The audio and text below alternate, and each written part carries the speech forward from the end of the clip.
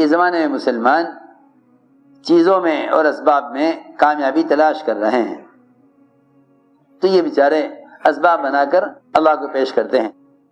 آپ دیکھیں گے ان دعا مانگنے والوں کی دعاؤں میں اعمال کا ذکر نہیں ہوتا بلکہ اسباب کا ذکر ہوتا ہے۔ ان دعا مانگنے والوں کی دعاؤں میں اسباب کا ذکر ہوتا ہے۔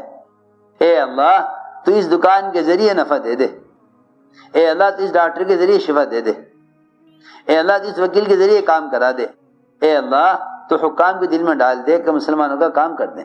آپ دیکھ لو جس درجے کا بھی سبب ہے نا مسلمان کی دعاؤں میں، اس درجے کے اسباب کا تذکرہ اسی قوت کے ساتھ ہوگا۔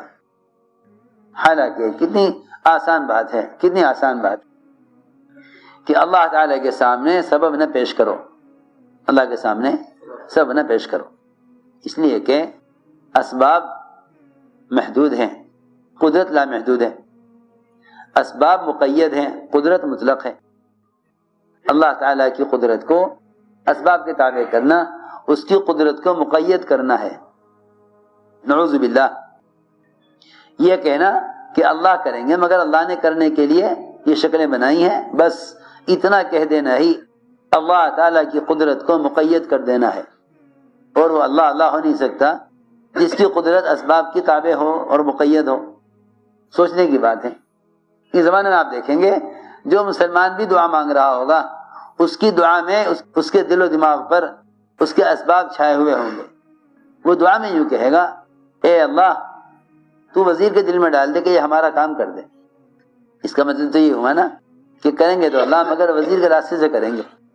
جگہ یوں کہہ رہا، اے اللہ وزیر سے یہ کام کرا دے، تو تیری دعا میں سے تو جان نکلی ہوئی ہے، کیونکہ تو نے اللہ کے کرنے کو وزیر کی ذات پر موقوف کر دیا۔ میں یہ کہنا چاہتا ہوں، تو کہہ تو رہا کہ اللہ کریں گے مگر تو نے اللہ کے کرنے کو وزیر کی ذات پر موقوف کر دیا، اللہ کے نفع دینے کو دکان کی شکل پر موقوف کر دیا، اللہ کے شفا دینے کو دوا اور ڈاکٹر پر موقوف کر دیا۔ یہ ناکامی کی وجہ ہے۔ اللہ کے سامنے کوئی سبب پیش مت کرو۔ عمل کی قوت اس طرح سمجھائی گئی کہ تم اللہ کے سامنے صرف عمل پیش کرو، اللہ کے سامنے صرف عمل پیش کرو، کیونکہ اللہ کا جو امر ہے، حکم ہے، اللہ کا جو حکم ہے وہ تمہاری ضرورت کے لیے براہ راست آئے گا۔ اللہ تعالیٰ کا جو حکم ہے تمہاری ضرورت کے لیے براہ راست آئے گا۔ اللہ تعالیٰ کا جو حکم ہے وہ تمہاری ضرورت کے پورا ہونے کے لیے براہ راست آئے گا۔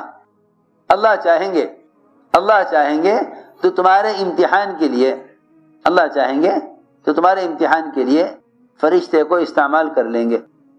میری بات توجہ سننی پڑے گی۔ اللہ چاہیں گے تمہارے امتحان کے لیے فرشتے کو استعمال کریں گے، یہ دیکھنے کے لیے کہ تم میرے کیے ہوئے کو فرشتے کی طرف منسوب کرتے ہو یا میری طرف منسوب کرتے ہو۔ میں کچھ کہنا چاہتا ہوں، اس سے سوچو تو صحیح۔ جب ایک فرشتے کی طرف منسوب نہیں کر سکتے کسی ضرورت کے پورا ہونے، مصیبت اور کسی بلا کے ہٹنے کو فرشتے کی ذات کی طرف منسوب نہیں کر سکتے، تو پھر دنیا میں وہ اغیار جو اللہ کو نہیں مانتے کسی بلا کے ہٹنے یا کسی راحت کے آنے کو ان کی طرف منسوب کیسے کیا جا سکتا ہے؟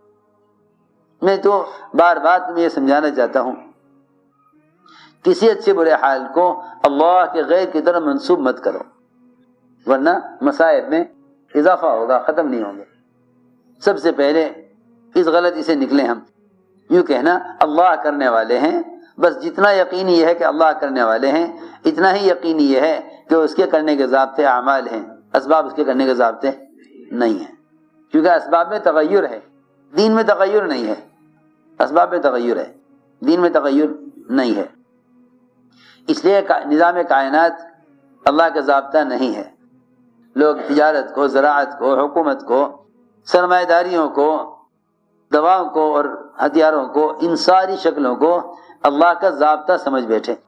یہ اللہ کا ضابطہ نہیں ہے، اللہ کا ضابطہ اللہ کا دین ہے۔